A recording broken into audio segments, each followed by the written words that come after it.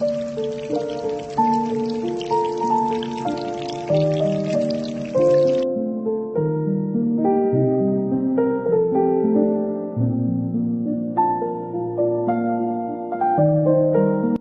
அலைக்கும் ஃப்ரெண்ட்ஸ். இன்றைக்கி நம்ம மண்சட்டியில் கிராமத்து முறையில் ஒரு சூப்பரான ரொம்ப சிம்பிளான சிக்கன் கிரேவி எப்படி பண்ணலாங்கிறதா பார்க்க போகிறோம். மசாலாலாம் நம்ம அரைச்சி செய்கிறதுனால இதோடைய டேஸ்ட் வந்து ரொம்ப அட்டகாசமாக இருக்கும்.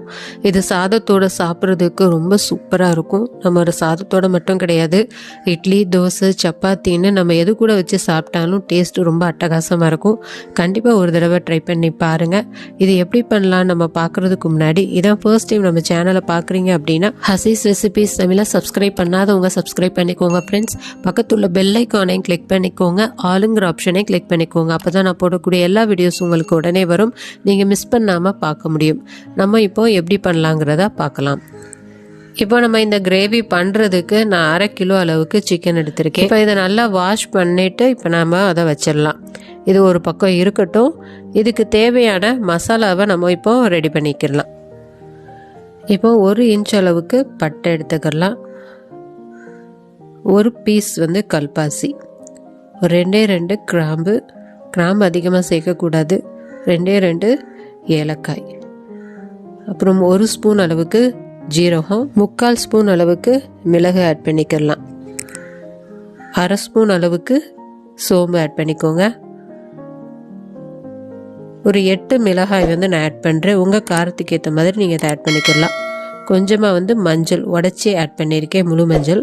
இப்போ இதை நம்ம கொரகொரப்பாக அரைச்சி எடுத்துகிட்டு வந்துடலாம். இப்போ இந்த மாதிரி கொரகொரப்பாக அரைச்சதுக்கு அப்புறமேலு நம்ம 1 கை அளவுக்கு வெங்காயம் ஆட் பண்ணிக்கலாம். இப்போ இது எல்லாத்தையுமே நல்லா ஃபைன் பேஸ்ட்டாக அரைச்சி எடுத்துகிட்டு வந்துடலாம். இப்போ நம்ம அரைச்சி எடுத்தாச்சு. இந்த அளவுக்கு நம்ம நைஸாக அரைச்சி எடுத்துக்கணும். இப்போ நம்ம இதை எப்படி தாளிக்கலாங்கிறத பார்த்துடலாம். இப்போ கிராமத்து ஸ்டைலில் நம்ம பண்ணுறதுனால நான் மண்சட்டி எடுத்திருக்கேன். மண்சட்டி சூடானதுக்கு அப்புறமேலு 1 டேபிள் ஸ்பூன் அளவுக்கு எண்ணெய் ஆட் பண்ணிக்கோங்க.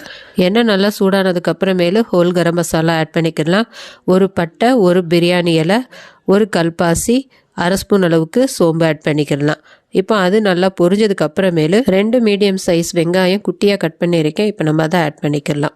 இது கண்ணாடி பதம் வரணும். கண்ணாடி பதம் வந்ததுக்கு அப்புறமேலு 1 ஸ்பூன் அளவுக்கு நம்ம இஞ்சி பூண்டு பேஸ்ட்டு ஆட் பண்ணிக்கலாம்.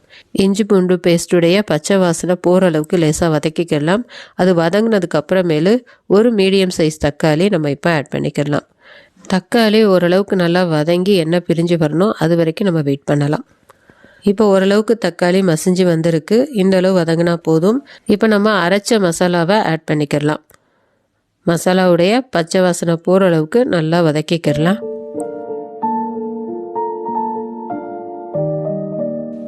மசாலா கொஞ்சம் வெந்து வர்றதுக்காண்டி நம்ம ஒரு மூடி போட்டு ஒரு 2 நிமிஷம் வேக வச்சு எடுத்துக்கிடுவோம். இப்போ 2 நிமிஷம் ஆயிடுச்சு. இப்போ நம்ம வாஷ் பண்ணி வச்சுருக்கிற சிக்கனை ஆட் பண்ணிக்கலாம்.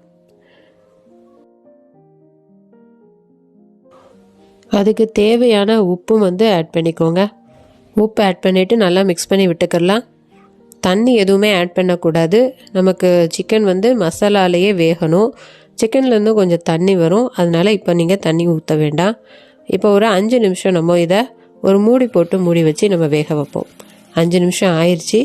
இந்த அளவுக்கு நல்லா மசாலா வந்து சிக்கனில் இறங்கி இப்போ நமக்கு சூப்பராக வந்திருக்கு.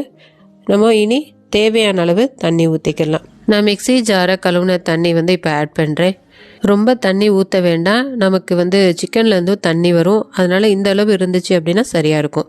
நான் இப்போ 2 பச்சை மிளகாய் இந்த ஸ்டேஜில் கட் பண்ணி போட்டிருக்கேன். உங்கள் காரத்துக்கு ஏற்ற மாதிரி நீங்கள் பச்சை மிளகாய் ஆட் பண்ணிக்கோங்க. இதோட கொஞ்சமாக கருவேப்பிலை ஆட் பண்ணியிருக்கேன் ஃப்ளேவருக்காண்டி. இப்போ மூடி போட்டு மூடி வச்சிடலாம். இது வேகிறதுக்கு அதிக நேரம் ஆகாது, சீக்கிரமாகவே வெந்துடும். அப்பப்போ ஓப்பன் பண்ணி விட்டு நல்லா மிக்ஸ் பண்ணி விடுங்க. இப்போ நமக்கு சிக்கன் நல்லா வெந்து வந்துருச்சு. இப்போ இந்த ஸ்டேஜில் ஃபைனலாக நான் கொஞ்சமாக கருவேப்பிலை ஆட் பண்ணுறேன். உங்கள்கிட்ட மல்லி இருந்துச்சுன்னா இந்த ஸ்டேஜில் கொஞ்சமாக மல்லியும் ஆட் பண்ணிக்கோங்க. அவ்வளோதான், நமக்கு சிக்கன் கிரேவி சூப்பராக ரெடி ஆயிடுச்சு. இதை நம்ம மசாலா அரைச்சி மண்சட்டியில் நம்ம செஞ்சுருக்கோம். அதனால கண்டிப்பாக டேஸ்ட் ரொம்ப சூப்பராக இருக்கும். அதனால கண்டிப்பாக ஒரு தடவை ட்ரை பண்ணி பாருங்கள் ஃப்ரெண்ட்ஸ். இந்த கிரேவி சாதத்தோட சாப்பிட்றதுக்கு ரொம்ப அட்டகாசமாக இருக்கும். நீங்கள் கண்டிப்பாக ஒரு தடவை ட்ரை பண்ணி பாருங்கள். அது மட்டும் இல்லை, இட்லி, தோசை, சப்பாத்தின்னு நீங்கள் எது கூட வச்சு சாப்பிட்டாலும் இது ரொம்ப சூப்பராக இருக்கும். நமக்கு குக்கிங் டைம் பார்த்தா 25 மினிட்ஸ் ஆச்சு. நான் லோ ஃப்ளேமில் வச்சு தான் குக் பண்ணேன். நீங்களும் லோ ஃப்ளேமில் வச்சே குக் பண்ணுங்கள். அப்போ தான் வந்து உங்களுக்கு டேஸ்ட் ரொம்ப நல்லா வரும். நீங்களும் இது போல் ஒரு தடவை செஞ்சு பார்த்து எப்படி வந்ததுங்கிறத எனக்கு கமெண்ட்டில் சொல்லுங்கள். இந்த வீடியோ பிடிச்சிருந்துச்சுன்னா லைக் பண்ணுங்கள். உங்களுக்கு யூஸ்ஃபுல்லாக இருந்துச்சு அப்படின்னா உங்கள் ஃப்ரெண்ட்ஸ் எல்லா பேருக்குமே யூஸ்ஃபுல்லாக இருக்கிறதுக்காண்டி நிறைய ஷேர் பண்ணி விடுங்க. மறக்காமல் நம்ம சேனலை சப்ஸ்கிரைப் பண்ணிடுங்க ஃப்ரெண்ட்ஸ். நம்ம நெக்ஸ்ட் வீடியோவில் பார்க்கலாம். தேங்க்ஸ் ஃபார் வாட்சிங்.